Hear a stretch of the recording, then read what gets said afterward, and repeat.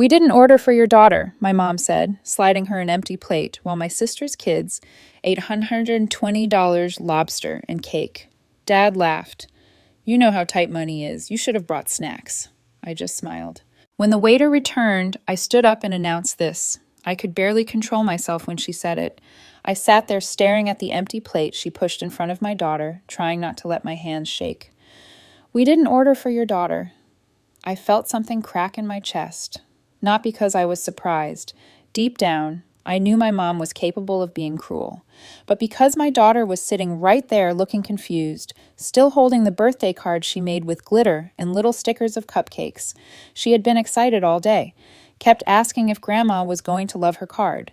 She even wore the yellow dress my mom once said she looked cute in. Now she had an empty plate and a front row seat to the way my family really worked. My sister's kids were already halfway through their lobster tails, licking butter off their fingers. Chocolate cake sat waiting for them on the side like this was some kind of private feast. My daughter had a glass of water and nothing else, and I was supposed to just sit there, smile, and not make a scene. My mom acted like this was all normal, like it made perfect sense that my child wasn't included in the dinner. She smiled and kept talking about how beautiful the restaurant was this year. My sister joined in, saying something about the white wine being her favorite. No one looked at my daughter, not once. I reminded them I thought I was paying for the dinner. That was the plan. I had agreed a month ago, before everything in my life collapsed, before my husband locked us out, before I had to move back into my childhood bedroom with my 6-year-old pregnant and broke, trying to find any kind of stability while pretending I wasn't completely falling apart. They knew all of that. But my dad just laughed and said, "You know how tight money is. You should have brought snacks." That's when I smiled, because I wasn't going to cry. Not in front of them. The waiter came back to check on drinks, asked if we were ready to order anything else. My mom started to speak, probably to order another bottle of wine, but I stood up. I said, "My mother will be covering the bill tonight. Everything on it." The waiter paused, then nodded and walked away like it wasn't the beginning of a war. My dad made some joke about me losing my mind. My mom's voice shot across the table, demanding to know what I thought I was doing. My sister froze mid-bite like she'd never seen anyone talk back before. No one even noticed when I took my daughter's hand and walked out. She didn't ask why we were leaving. She just looked at me and said she wasn't that hungry anyway. I knew she was lying, but we left. And the worst part, we were supposed to go back to their house. That was still called home. They came back a little before 9:00. I heard the car doors slam, loud and fast, like they were still riding the high of being the center of attention. My daughter was already asleep, curled in a little ball on the bed we shared. She hadn't eaten anything, just said she wasn't hungry, and pulled the blanket over her head. I sat on the edge of the mattress for a while, just listening to her breathe. Then I got up, turned off the light, and went to the living room. I didn't turn on any lights. I just sat there waiting. The front door opened like a warning shot. My mom came in first, already mid-sentence, talking loud like she wanted the neighbors to hear how outraged she was. I heard my name twice before she even got her shoes off. My sister followed, laughing like it was all just some insane story they were telling at someone else's expense. Her husband didn't say anything. You never really did. Then my mom saw me sitting there and started in full force. She said I humiliated her, that what I did was disrespectful, and that it was her birthday, not some day for my little stunts. She said she should have known better than to trust me with anything. My sister added that I made them look like fools, that the waiter kept checking on them after I left, like they were going to bolt on the check. I told them I wasn't going to apologize, that they should be embarrassed, not because of what I did, but because they fed 3 kids lobster while a 6-year-old sat there with an empty plate. My mom's tone shifted, then got cold. She said if I didn't like how things were done in her house, I could leave. I reminded her that I didn't have a choice, that we were staying there because I didn't have anywhere else to go. He shrugged. Not our problem, Claire. Then she turned and looked at my dad, said she needed to be out by tomorrow. He shook his head, said something about how this had gone too far. But my sister jumped in and backed our mom up, said her kids were starting to feel the stress, and that maybe I should get some space to cool off. I laughed, not because it was funny, just because I had nothing left to say. I walked back to the room, packed a small bag quietly, and whispered to my daughter that we were going to Grandma Jo's house. She sat up right away and asked if we could bring her giraffe. That was all she wanted, just her giraffe. We left through the side door. I didn't call Grandma Jo until we were in the car. I didn't want her to hear me cry. She picked up on the second ring. I didn't have to explain much, just said we needed a place for the night. She told me to come over and that the guest bed was already made. She sounded calm, like she'd been expecting the call. When we got there, she was waiting at the door in silk pajamas, holding a glass of red wine and wearing those fuzzy slippers. She only breaks out when she's annoyed about something. She took one look at me, then my daughter, then stepped aside and said, "All right, tell me everything." So I did. I told her everything from the dinner, the plate, the empty seat, the walkout, the fight at the house. She didn't say anything until I was done. Just nodded once, then handed me a blanket and said to get some rest. I thought that would be the end of it, but it wasn't. Not even close. I woke up before my daughter did. She was curled up next to me in Grandma Joe's guest room, still holding her giraffe. The blanket had fallen halfway to the floor, and her little feet were sticking out. She looked peaceful. Too peaceful considering the night before. I let her sleep. I went to the kitchen and found Joe already there, making coffee in that old, stained pot she refuses to replace. Her little white dog was curled on a cushion by the back door, half asleep. She didn't say good morning. She just slid a mug across the table and sat down across from me with her phone. I was still half dazed, trying to piece everything together, still unsure if we were really safe or just floating between disasters. I hadn't even thought about what would happen next. I just knew I wasn't going back. Then Joe broke the silence. "So they served lobster to 3 kids and handed your daughter an empty plate?" I nodded. "And you were supposed to pay for the dinner?" I nodded again. She just stared at me, not judging, not even angry yet, just piecing it all together. Then she said very quietly, "And you've been living there under their roof with a child and another one on the way, and they threw you out." I didn't know what to say. I kept looking down at the coffee like I could disappear into it. Joe leaned back in her chair and said, "You know what, Claire? That's not going to fly with me." I started to say something, probably to defend my mom out of old habit, but she held up a hand. "No more excuses," she said. "You should have called me the second you moved in with them." I told her I didn't want to make a mess, that I thought things would get better, that I was just trying to keep my head down and not cause drama. She just gave a small laugh and said, "Well, now it's my turn." I didn't understand what she meant at the time. She started making calls that morning. I didn't know who she was talking to. Lawyers, maybe her accountant, some guy named Charles, who's apparently her estate manager. But she kept pacing the hallway with a notepad, scribbling things down, asking for numbers, requesting documents. She didn't say anything about it to me. She just made spaghetti that night, poured my daughter a glass of sparkling apple juice in a wine glass, and told us we could sleep there for as long as we needed. She even brought out one of her old silk robes and told me to wear it because she was officially tired of seeing me in that sad Target hoodie. I laughed for the first time in what felt like weeks. The next day, my mom called twice, then my sister. I didn't answer either. Joe did. I was sitting on the couch with my daughter watching cartoons when we heard the doorbell. Joe answered. No greetings, no hugs.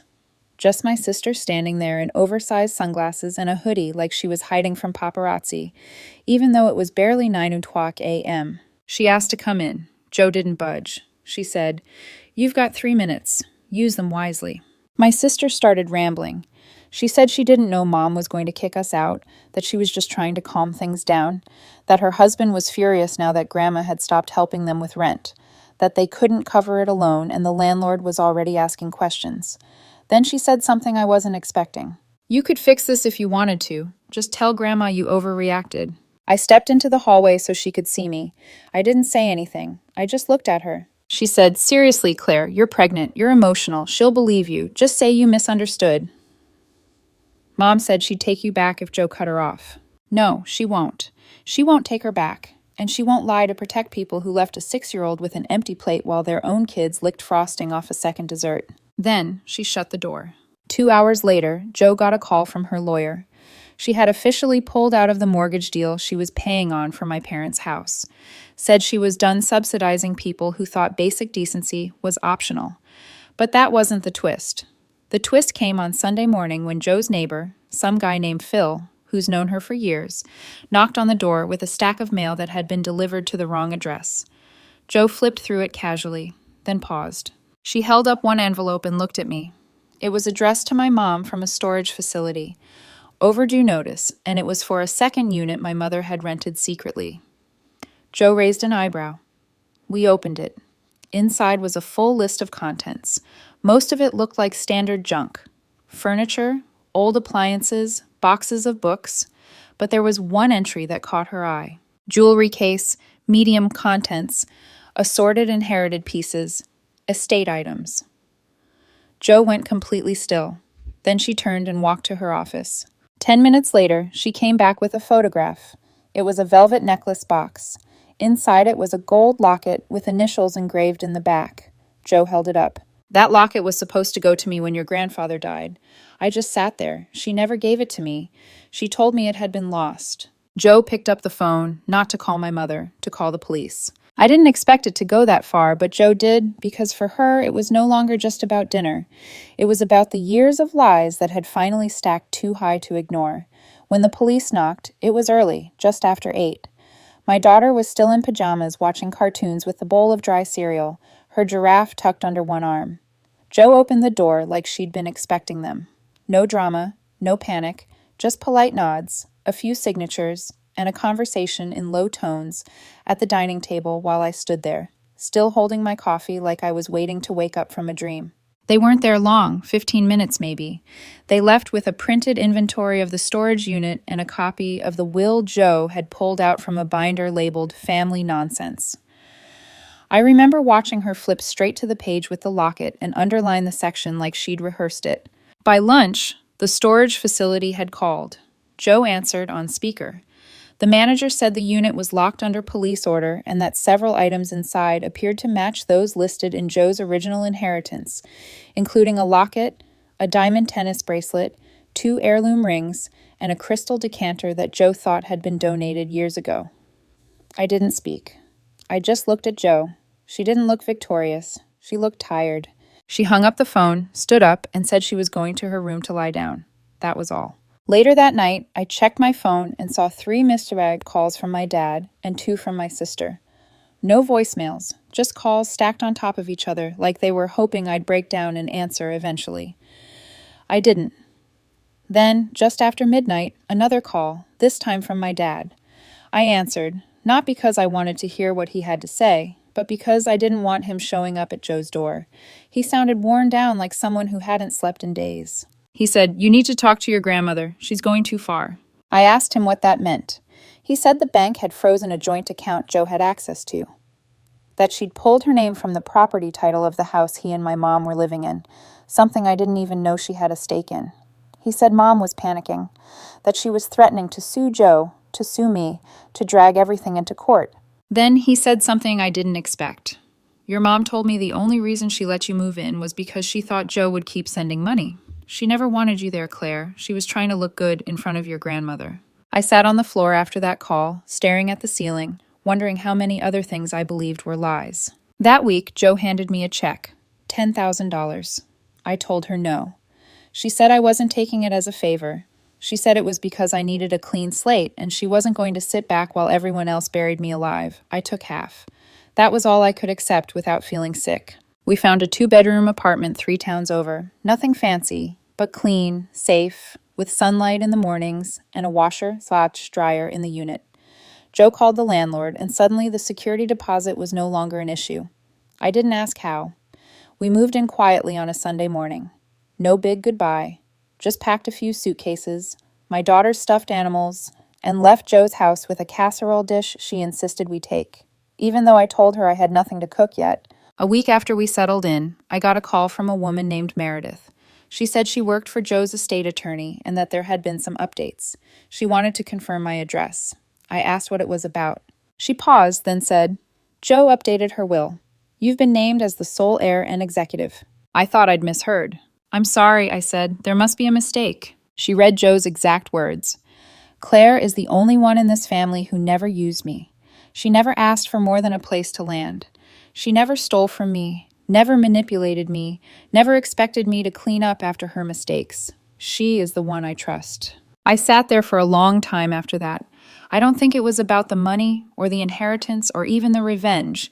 I think it was the first time in years that someone really saw me, that someone chose me. Not out of guilt, not out of convenience, but because I'd survived and I hadn't let them turn me into one of them. And now, for the first time, I could finally imagine a future, a real one. It's been 4 months since everything cracked open. Since the dinner, since the empty plate, since my mom told me to get out like I was a burden she was finally brave enough to shed. We live in a quiet building now.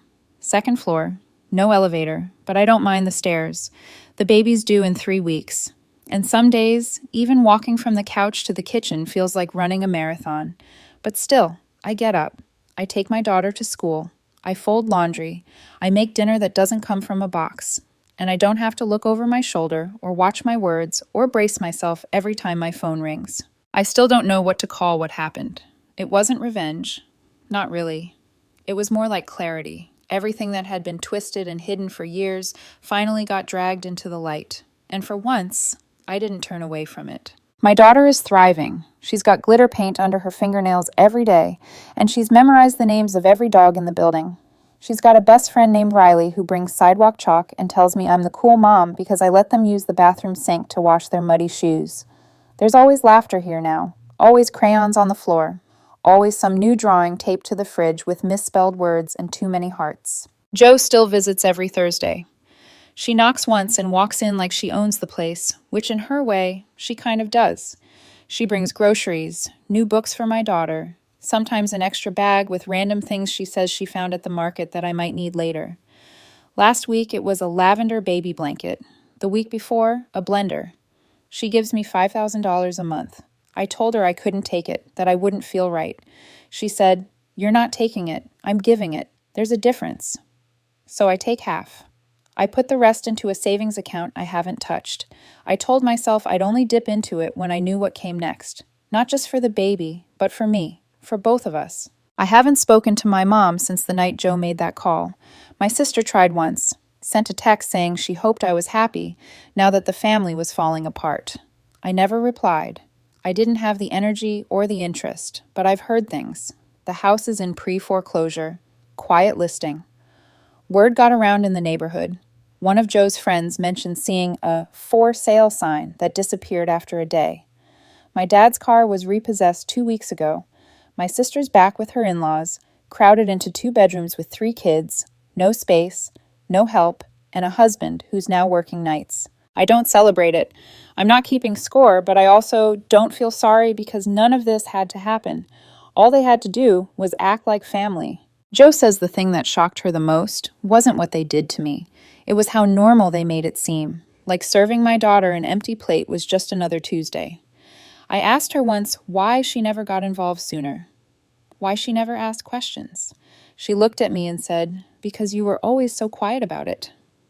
And I thought if you weren't saying anything, maybe it wasn't that bad. Then she said something I'll never forget, but I see now. You weren't quiet because it didn't hurt. You were quiet because you didn't think anyone would listen. Now I listen. Every time when the baby comes, Jo's already said she's moving into the guest room for a few weeks. Says she's not going to miss the moment she becomes a great-grandmother. Says she wants to be the one to teach my daughter how to swaddle a baby. The locket is still in her bedroom. She keeps it on the windowsill in a velvet box next to a little framed photo of her and my grandfather. I walked in once and saw her holding it, just sitting in the morning sun, not saying anything. I told her she could give it to me any time. She smiled and said, "No. I'll give it to you when I see you wear your own name with pride." I think I understand that now because for the first time I'm not asking for space, I'm taking it. And for the first time I'm not surviving someone else's chaos. I'm building something of my own from the ground up, quietly, steadily.